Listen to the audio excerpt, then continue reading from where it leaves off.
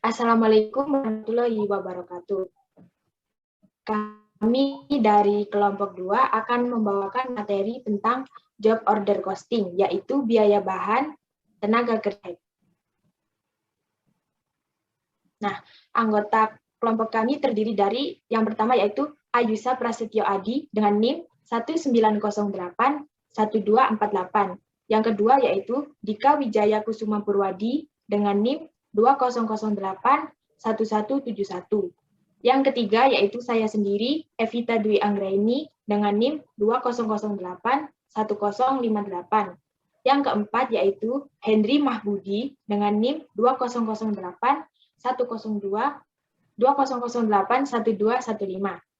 Untuk materi selanjutnya akan disampaikan oleh rekan saya. Tempat dan waktu saya persilakan. Baik, terima kasih atas kesempatan yang telah diberikan. Baik, nah di sini yang pertama itu kita akan belajar tentang pengertian dari job order costing. Nah, jadi job order costing ini adalah suatu cara perhitungan harga pokok produksi untuk produk yang dibuat berdasarkan pesanan. Nah, jadi kita bisa bayangin nih. Jadi misalkan ada suatu pesanan diterima, nah lalu suatu perusahaan itu akan segera membuat perintah untuk membuat produksi sesuai dengan spesifikasi masing-masing berdasarkan pesanan itu sendiri. Jadi produksinya sendiri itu akan disesuaikan dengan pesanannya tadi. Nah, makanya dalam pembuatan pesanan sendiri itu haruslah diberikan nomor identitas supaya jelas. Lalu ini ada 3 contoh yang kelompok kami sampaikan, yaitu ada 3. Yaitu pertama perusahaan manufaktur pesawat, perusahaan konstruksi skala besar, dan produksi film. Nah, kenapa nih ini harus pakai job order costing? Nah, karena saat produk ini dibuat dulu tanpa adanya permintaan dari suatu konsumen, ya tentunya yang akan terjadi itu hanyalah kerugian. Jadi perusahaan-perusahaan seperti manufaktur pesawat, konstruksi skala besar, produksi film harus menggunakan job order costing. Jadi itu juga menguntungkan bagi perusahaan yang menerima pesanan agar mempermudah perhitungan biaya-biaya produksi. Nah, oke, lanjut.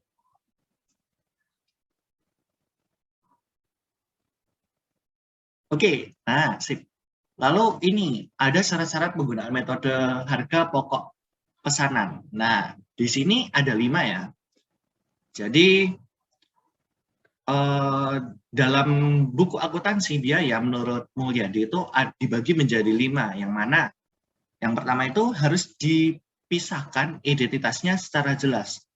Nah, kenapa harus dipisahkan? Seperti yang saya jelaskan tadi, karena perusahaan itu dapat memproduksi bermacam-macam produk berdasarkan spesifikasi pemesanan, dan setiap jenis produk pun perlu dihitung harga produk produksinya secara individual. Nah, bayangin jika nggak ada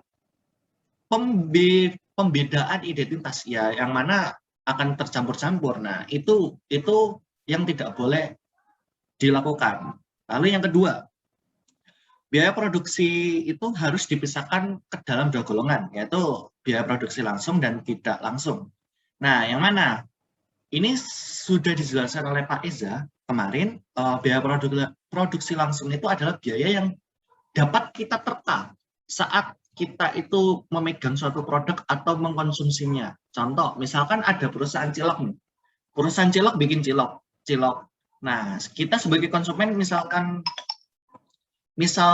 kita mengkonsumsinya, kita nanti bisa nerka-nerka, oh ini terbuat dari tepung, daging, oh pas ini pakai micin, pakai garam, dan lain-lainnya. Nah, dan yang satunya biaya produksi tidak langsung. Nah, ini tuh biaya yang tidak bisa kita terka dari pembuatan cilok tadi, yang mana kayak gini.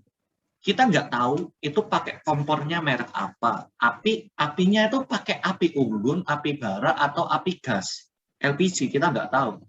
Terus peralatannya pakai mangkok, ya bisa pakai mangkok, panci, atau pakai wajan, kita nggak tahu secara jelas. Nah, lalu ada yang ketiga, biaya produksi langsung diperhitungkan secara langsung, dan biaya produksi tidak langsung dibebankan pada pesanan tertentu. Nah, untuk yang ketiga ini, biaya produksi langsung itu jadi biaya yang dapat dibebankan kepada produk, langsung pada produk. Nah, jadi contohnya itu seperti bahan baku, upah pekerja, terus ongkos pabrik, iklan, ongkos angkut, dan sebagainya. Yang mana itu beban-bebannya itu semua dapat dibebankan secara langsung pada biaya produksi. Jadi intinya biaya yang dapat dibebankan langsung pada produk. Lalu yang kedua, biaya produksi tidak langsung. Nah, ini kebalikannya. Jadi biaya produksi tidak langsung ini tidak dapat dibebankan pada produksi, tetapi dibebankan langsung pada unit produksinya sesuai dengan pesanannya. Nah, contohnya itu biaya tidak langsungnya itu adalah biaya depresiasi, asuransi listrik, biaya overhead, yang terbagi, biaya overhead ini terbagi menjadi biaya penjualan serta biaya umum dan administrasi. Nah, lalu yang keempat, biaya pokok tiap pesanan ditentukan pada saat pesanan selesai. Nah, jadi biaya pokok tiap pesanan itu dibagi menjadi biaya produksi langsung juga, yang mana itu diperhitungkan sebagai harga pokok produksi pesanan tertentu berdasarkan biaya yang sesungguhnya. Nah, biaya yang sesungguhnya terjadi. Lalu saat yang kedua yaitu sedangkan biaya overhead itu diperhitungkan ke dalam harga pokok pesanan berdasarkan tarif yang ditentukan di muka. Nah, lalu yang kelima, yang terakhir, harga pokok persatuan produksi itu dapat dihitung dengan cara membagi jumlah biaya produksi yang dibebankan pada pesanan tertentu dengan jumlah satuan produk dalam pesanan yang bersangkutan. Nah, itu mungkin 5 syarat yang harus kita ketahui dalam menggunakan metode harga pokok pesanan. Selanjutnya akan dijelaskan oleh rekan saya.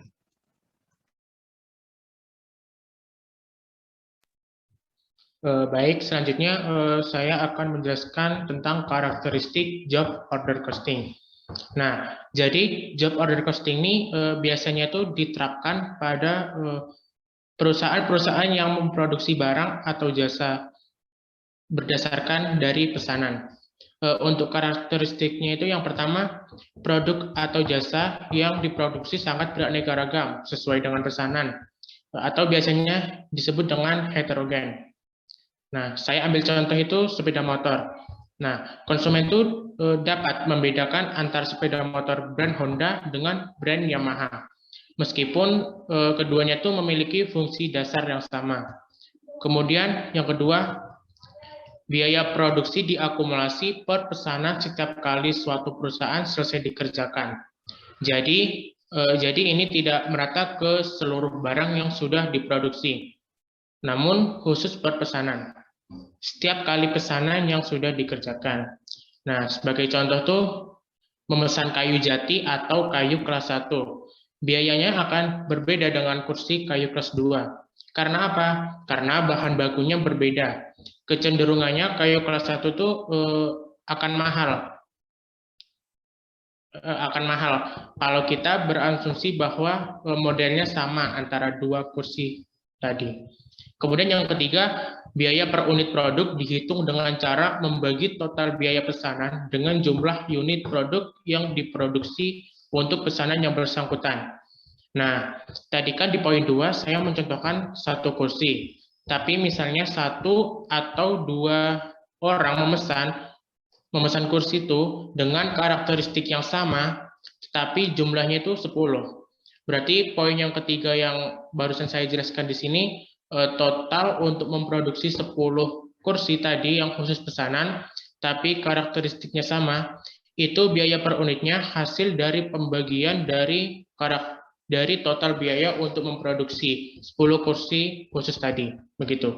Kemudian yang keempat, di dalam sistem biaya pesanan terdapat kartu biaya pesanan sebagai dokumen yang digunakan untuk mengakumulasi biaya ke dalam pesanan tertentu. Next. Kemudian proses produksi pesanan. Nah, metode akumulasi job order biasanya itu paralel dengan metode produksi yang digunakan, yaitu proses produksi pesanan diurutkan menurut layout pabrik oleh perencana produksi. Nah, datanya itu data biayanya itu harus dilaporkan, yaitu bahan langsung dan tenaga kerja langsung. Hal yang pertama kali dilakukan yaitu membuat job order.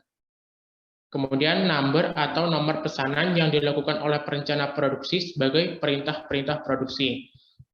Kemudian proses produksinya itu dimulai dengan yang pertama diterimanya order atau pesanan. Kemudian yang kedua itu dikeluarkannya perintah produksi. Nah, setelah perusahaan menerima order dari langganan atau pemesanan yang berisi jenis produk dengan spesifikasi yang dikehendaki pemesan, maka kemudian dibuatlah perintah produksi untuk membuat produk sesuai dengan apa yang dikehendaki pemesan. Selanjutnya akan dijelaskan oleh teman saya. Terima kasih. Baik, saya ucapkan terima kasih Mas Hendrik, rekan saya, atas penjelasan materinya. Baik, perkenalkan sebelumnya teman-teman, saya Ayusa Prasetyo Adi. Di sini akan menjelaskan terkait manfaat dari job costing. Sebelumnya, kan kita udah belajar atau mengetahui itu tentang job costing adalah suatu metode perhitungan di mana biaya produksi yang dikumpulkan nantinya akan dibebankan dan menjadi biaya ke unit produksi. Nah, sekarang manfaatnya apa aja? Yang pertama, menentukan harga jual, di mana perusahaan bisa menentukan harga jual berapa yang sesuai akan produk yang dihasilkan. Jadi seperti itu. Kemudian yang kedua, sebagai bahan pertimbangan menerima atau menolak pesanan. Jadi biaya ini yang telah kita hitung nantinya akan dikalkulasi seperti itu. Setelah diketahui, jadi perusahaan dapat mengetahui berapa besar biaya produksi yang dihasilkan dari besarnya biaya pesanan dan produksi. Dengan begitu, perusahaan akan mengetahui berapa biaya produksi yang dibutuhkan untuk periode yang selanjutnya. Jadi seperti itu. Kemudian yang ketiga, memantau penerapan biaya produksi. Perusahaan juga bisa memantau biaya produksi melalui tracking yang jelas berdasarkan pesanan yang ingin dibuat sebelumnya. Serta dari informasi dan data yang telah diolah di dalam penerapan metode job order costing ini, perusahaan juga dapat melakukan semacam perhitungan forecasting ataupun peramalan terhadap baik itu biaya yang akan dikeluarkan maupun kuantitas produk yang juga akan dipasarkan. Jadi seperti itu. Untuk yang keempat, perusahaan juga dapat menghitung laba dan rugi setiap pesanan.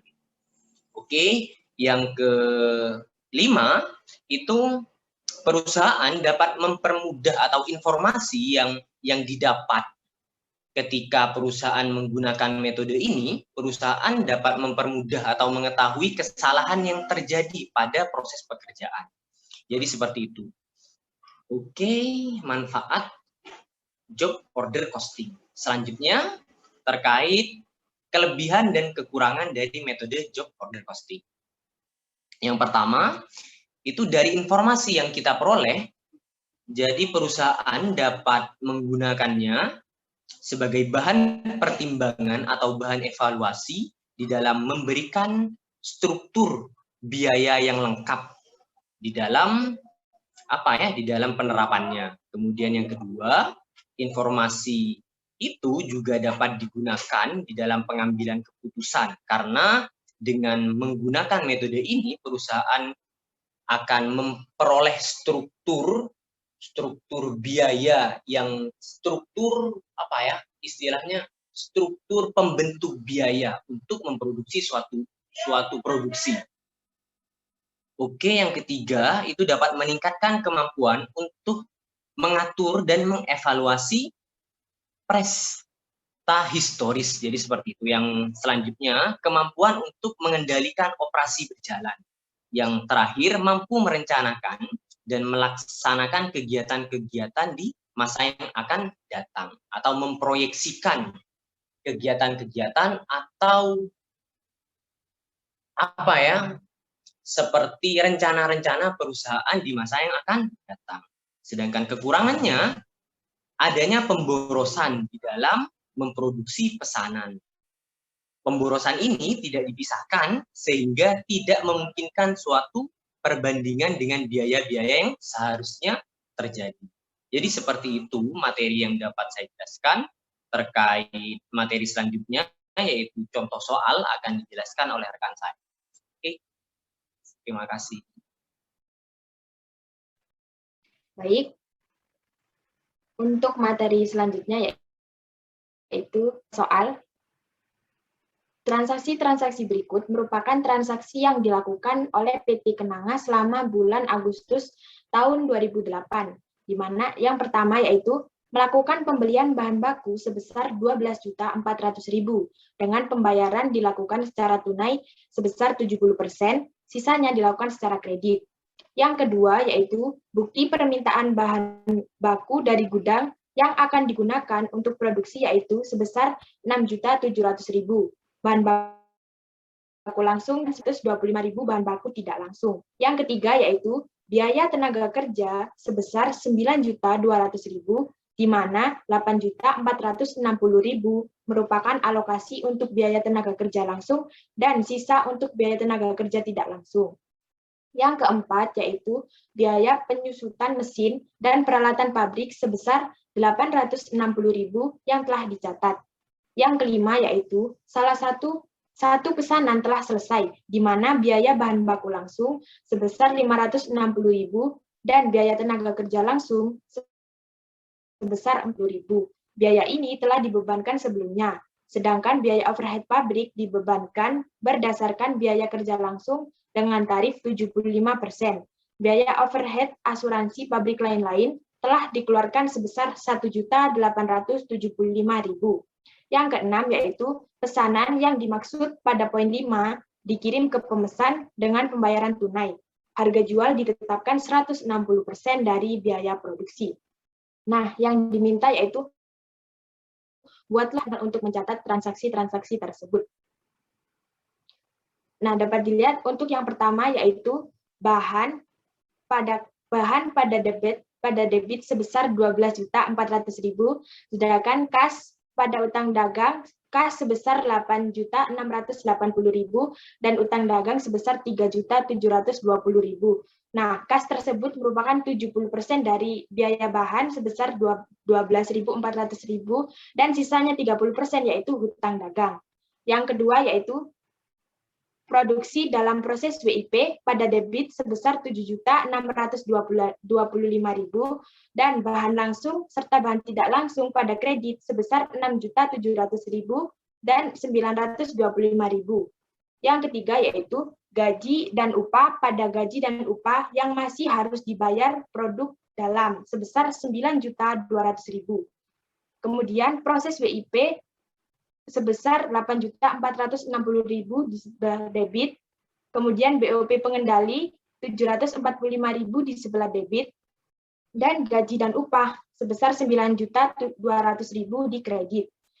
Yang selanjutnya yaitu keempat, BOP pengendali pada biaya penyusutan peralatan pabrik sebesar 860.000. Yang kelima yaitu dalam proses WIP pada BOP dibebankan sebesar 315.000 yang diperoleh dari 75% dikali 420.000. Kemudian BOP pengendali pada macam kredit sebesar 1.875.000. Kemudian yang keenam yaitu kas pada penjualan sebesar 2.702.000 diperoleh dari 160%